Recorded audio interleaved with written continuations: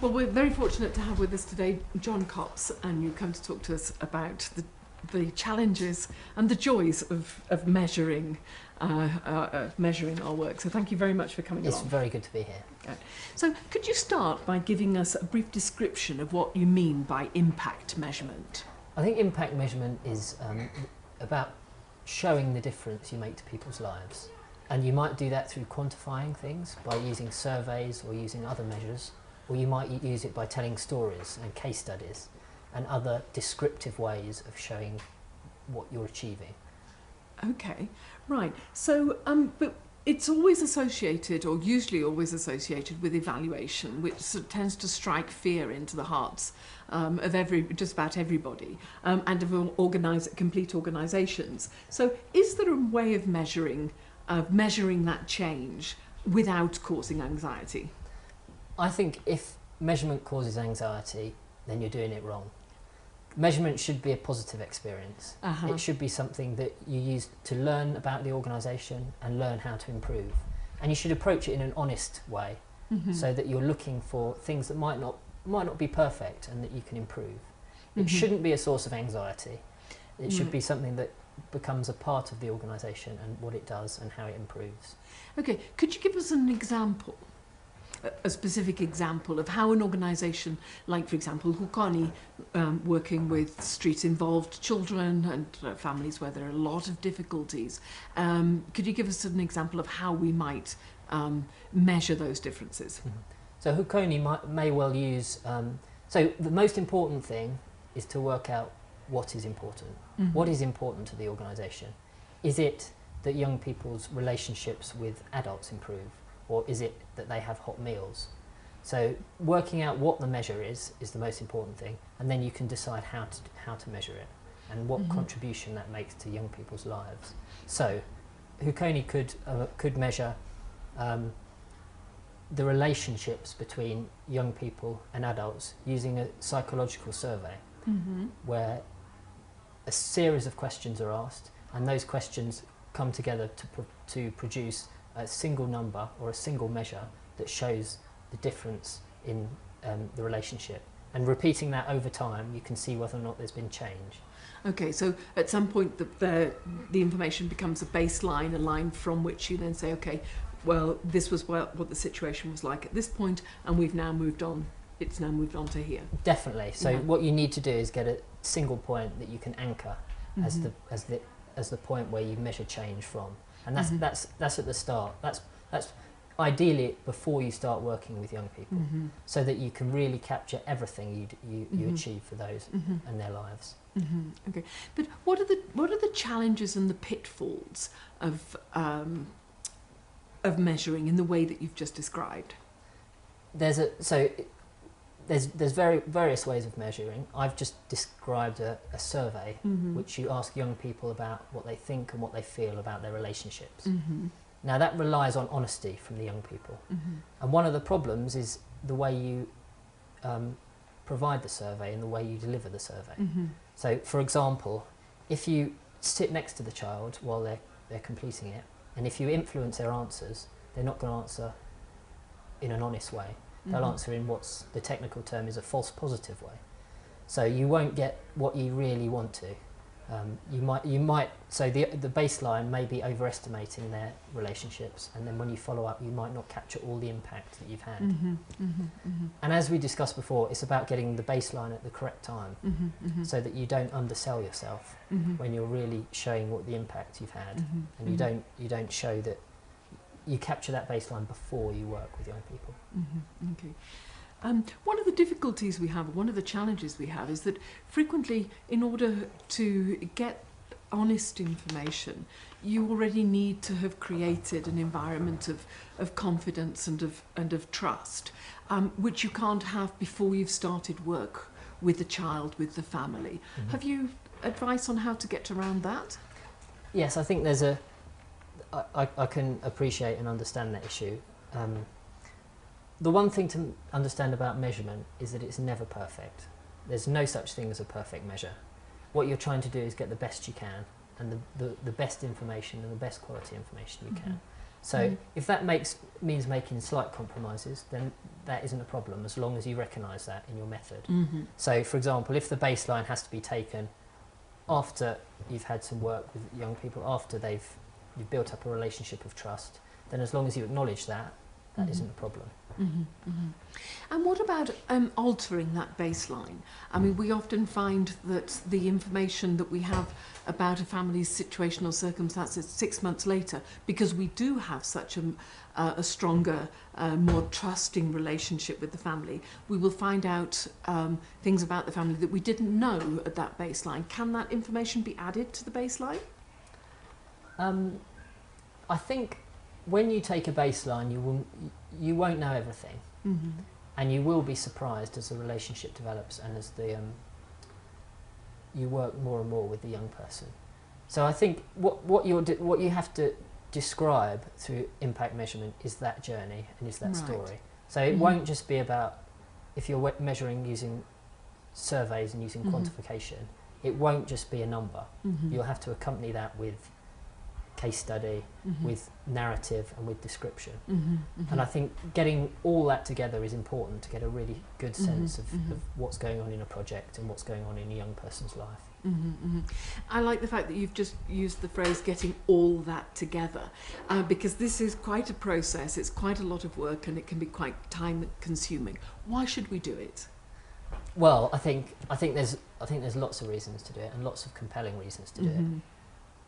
Being very pragmatic about it, your funders demand it. Lots of funders will never see the projects, they'll never be able to look into the whites of the eyes of the families, so will not understand the differences, will not understand what's the changes and what's happened. So it needs to be described on paper and described in a way that can be articulated to those people and that they will understand in a language that they understand. There's also the compelling reason is that it's a way of learning how to improve. So as an organisation, you set hypotheses, and then you test them. So is something you're doing not perfect? Let me tell you, it will not be perfect. And it's about learning how you can improve and what you can change and how that can impact on people's lives. You're talking about different types of measurement or different ways of measurement. It's notoriously difficult to measure the soft side of things. You mentioned relationships. Could you tell us a little bit more about how we can measure that soft side? So one of the techniques you can use is using psychological scales, which are a series of questions which have been rigorously developed and validated, which ask young people about their particular, or adults, about particular aspects of their lives. Say, for example, self-esteem or emotional well-being. So it might ask, do you cry a lot?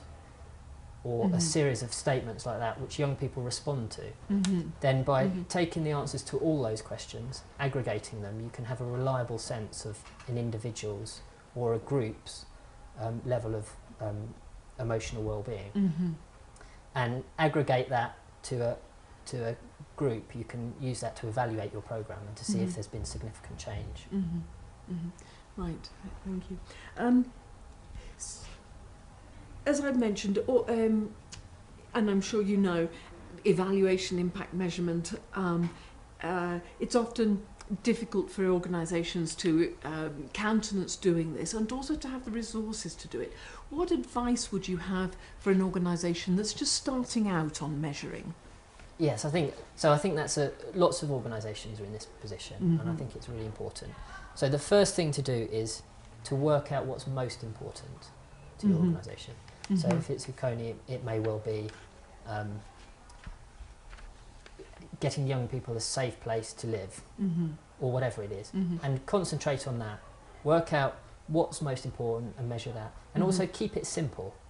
So don't try and create the most sophisticated measures, because chances are no one will understand them, and chances are they will be very difficult and expensive to measure. So know your limits, know the skills that you have, and it might mean that you need to undertake some training. And there's various places on the internet or by other organisations that you can help to create that learning. But I think there's lots of ways you can keep things simple and make it important. Interesting. Yeah, indeed. Right. Okay. You mentioned the skills. Could you tell us a little bit more about the skills that you see as being central to being able to do good measurement and to being able to use those measures? Because I think... Well, I think measurement is something that everybody should be able to engage with. So from project worker to chief executive to trustees. And it's something that is there for everybody. Now, there are some... there's different types of measurement. So there's the day-to-day tracking you can do of individuals, and then there's right down the other side, which is randomised controlled trials, university studies. Now, NGOs shouldn't expect to be able to do those. So what's most important is to have some basic skills around evaluation, to understand what a sample is, and to understand how to interact with young people or families or whoever you're working with. And then I think there's certain qualities around honesty. So not expecting to see improvements all the time, and not to panic when there's not improvements, because well-being goes up as well as down, things go wrong as well as right. And I think approach evaluation with an open mind and have those attitudes along with some basic level of skills, and I think you'll be successful. Right. Great. And could you tell us a little bit about how you got to where you are now with and your involvement in the whole evaluation thing? Yeah, well, so I've worked in the UK voluntary sector, so charities in the UK for around 10 years. And I've also been involved in being a school governor in the UK. And so that's developed within me an interest in measuring young people's well-being, particularly because some of the soft skills and quantifying those soft skills and valuing them, because a lot of measurement is focused on what we can see and what is tangible. But what I think is really important is what's going on in your head. How satisfied are you with life? So obviously the two things interact, because if you're happy and hungry, then that's no good. But you've got to be, I think, understanding those soft skills is really important. Absolutely. So coming on to our last question, which I have to read because it's a pretty long one. I know that you're familiar with the Millennium Development Goals, which currently have clear targets on areas such as improving access to education and healthcare, reducing hunger, etc. But there is nothing in the current Millennium Development Goals on protection and care of children. Governments are in discussions now about what to do after we reach 2015. What would your recommendations be? So I think that's a big gap, and the UN rights of the child already say that every child has a right to love and understanding, and I think that a target, quite a specific target, which I think would make a massive difference, would be that every young person has an adult that they can turn to if they need help, and every young person also has someone of their peer group that they can turn to for help. So as a specific, hopefully measurable thing, I think that would be a massive step forward.